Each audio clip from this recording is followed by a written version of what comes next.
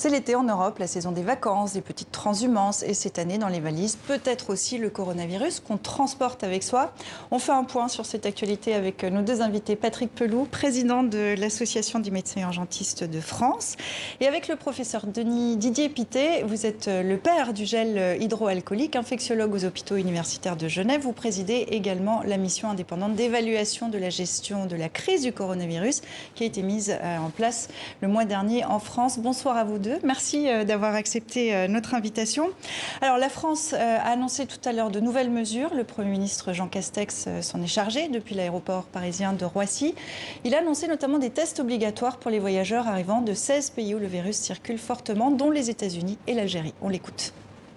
Pour l'ensemble de ces pays, il a été décidé que les voyageurs seront tenus de disposer d'un test attestant qu'ils ne sont pas porteurs du virus pour embarquer dans les avions correspondants. Nous savons que dans un certain nombre de ces pays, il n'existe pas de stratégie de dépistage et que donc l'accès aux tests est difficile. En conséquence de quoi, nous avons décidé de généraliser les tests à l'arrivée. Et c'est ce dispositif qui est en train de se mettre en place. Autrement dit, professeur Pittet, avec une généralisation des tests à l'arrivée aux aéroports, ce qu'il faut comprendre, c'est qu'à l'heure actuelle, les aéroports sont des passoires à coronavirus?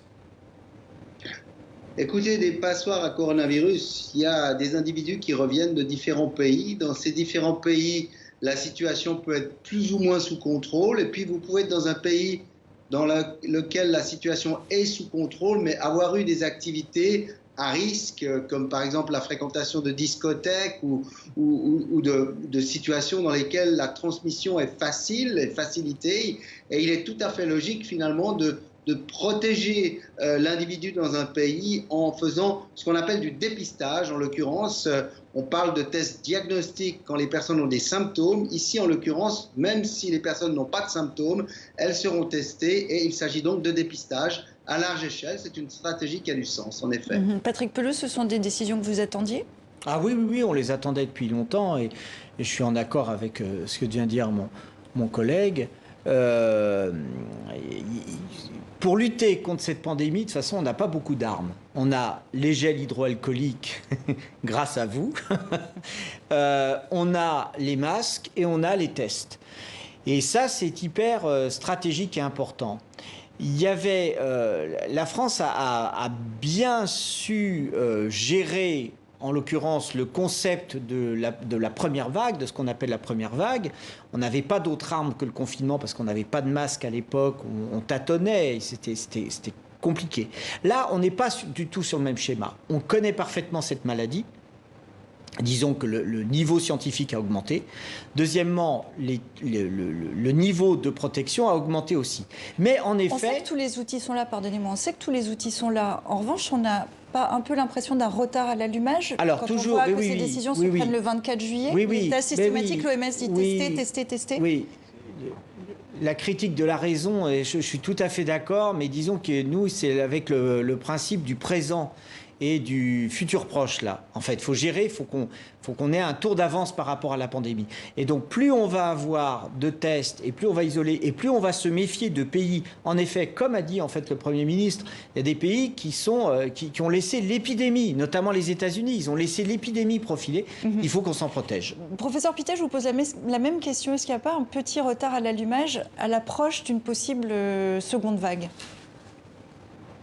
Écoutez, je crois qu'on est dans une queue de première vague en Europe. Et parce que, en règle générale, les nations ont fait du bon travail, parfois avec un petit peu de retard, parfois parce qu'elles ont été surprises, parfois parce qu'il y a eu une certaine lenteur. Mais globalement, l'Europe a extrêmement bien travaillé. On peut être fier, finalement, de la plupart des nations en Europe. Et maintenant, on est dans une situation de queue de première vague où en effet la stratégie consiste vraiment à essayer d'attraper toutes les nouvelles niches et tous les nouveaux petits foyers. Et pour ça, c'est le respect des consignes, distance sociale, quand la distance sociale n'est pas possible, port du masque, hygiène des mains avec la solution hydroalcoolique ou avec l'eau et le savon quand c'est disponible, et puis le test.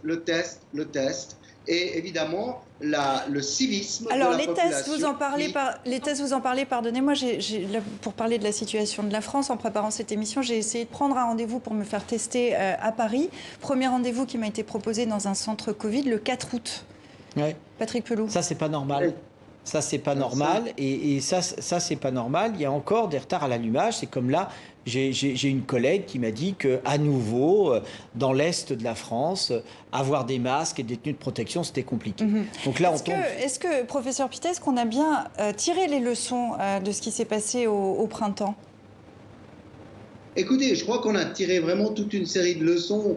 Ceci dit, c'est pas facile d'imaginer du dépistage à très très large échelle. Je pense que le nombre de tests disponibles est là. Et évidemment, pour faire le test, il faut quelqu'un qui va vous le faire, il faut un laboratoire qui va le faire. Ça peut prendre un petit peu de temps. Et il y a des priorités de santé publique. Il est évident que si on a des épidémies qui recommencent dans certaines régions, c'est une priorité absolue pour le test, alors que le dépistage avant un départ en vacances, c'est une priorité malheureusement secondaire.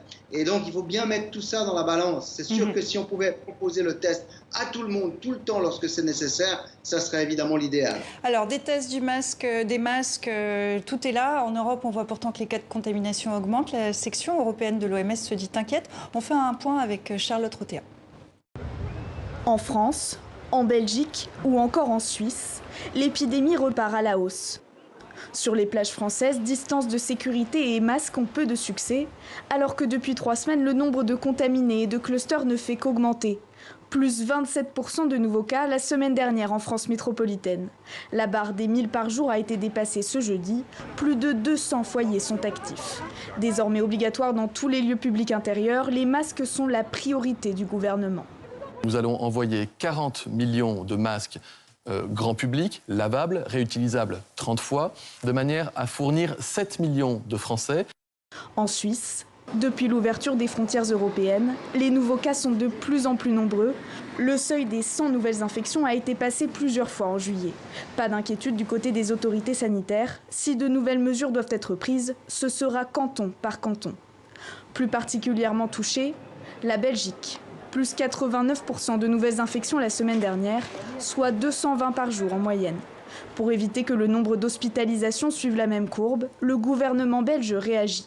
À partir de ce samedi 25 juillet, les masques seront obligatoires également dans les marchés, les brocantes, les fêtes foraines, les rues commerçantes et tout endroit à forte fréquentation, qu'il soit privé ou public. Déjà obligatoire dans les magasins, les cinémas, les lieux de culte ou encore les musées, le masque est quasi généralisé.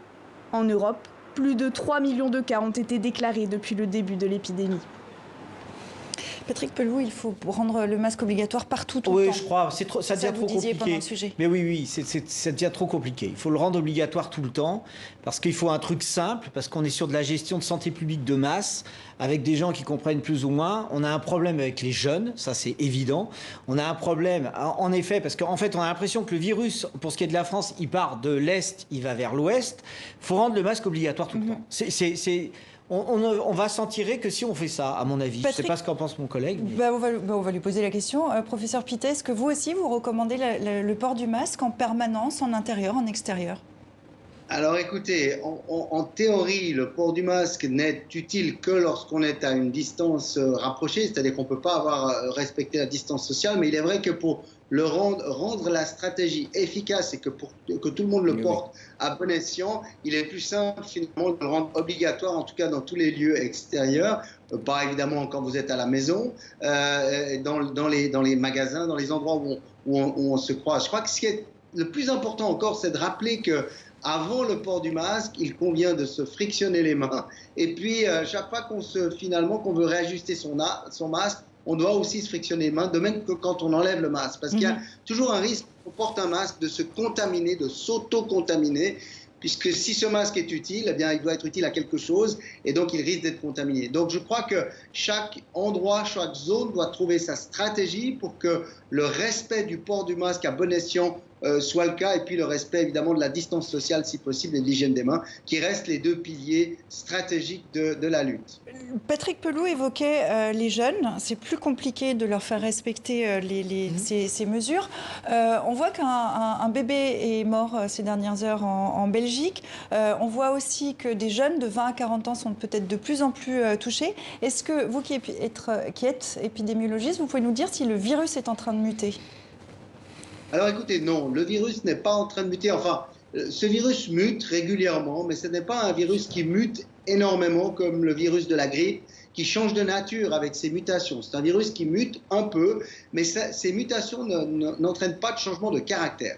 Ce qui change complètement aujourd'hui, c'est le comportement. Et en effet, à Genève aussi, tout à l'heure dans votre reportage, on parle de visiteurs étrangers. Oui, mais à Genève, en tout cas, ce ne sont pas les visiteurs étrangers qui expliquent l'augmentation du nombre de cas, mais bien les jeunes de 15 à 40 ans qui finalement reprennent des activités normales et sont beaucoup moins prudents qu'ils ne l'étaient, ou n'étant pas confinés, se transmettent le virus. Ce qui n'est pas un vrai problème en soi, mais qui peut être un problème aussitôt que des vulnérables sont touchés. Et c'est pour l'ensemble de la société, si on vous comprend bien.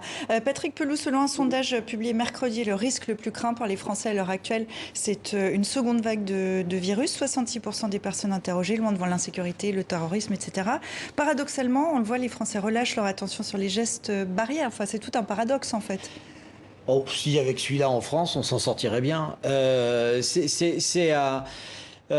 Faut pas avoir peur. Faut pas avoir peur parce que si vraiment maintenant on a la certitude, ce qu'on essaye de dire, c'est que si en fait vous vous frictionnez les mains, vous gardez la distanciation physique, vous portez votre masque tout le temps, vous craignez pratiquement rien. D'autre part, on reste toujours, ça toutes les études le confirment, on reste toujours avec cette part au niveau de 80%, la maladie n'est pas grave, d'accord ? Et puis il y a 20% où elle est sérieuse et les 5% qui vont en réanimation et on reste toujours avec des mortalités qui sont aux environs d'1,5%.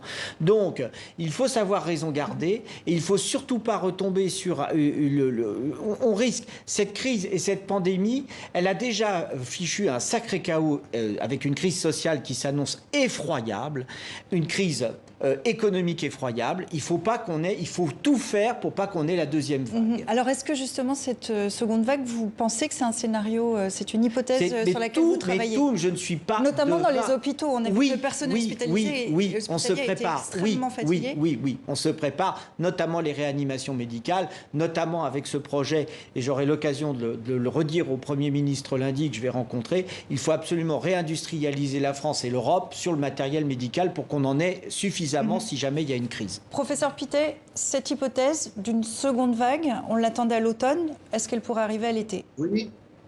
Alors écoutez, je crois que si tout le monde commençait à se comporter, j'ose pas dire n'importe comment, mais ne pas respecter les consignes, bien entendu qu'on aurait rapidement une perte de contrôle des chaînes de transmission. On pourrait appeler ça une deuxième vague ou simplement une première vague qu'on n'a pas réussi à maîtriser complètement.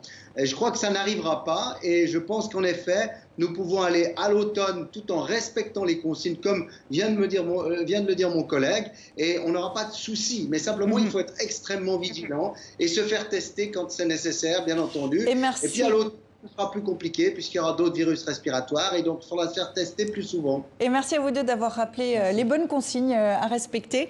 Merci beaucoup.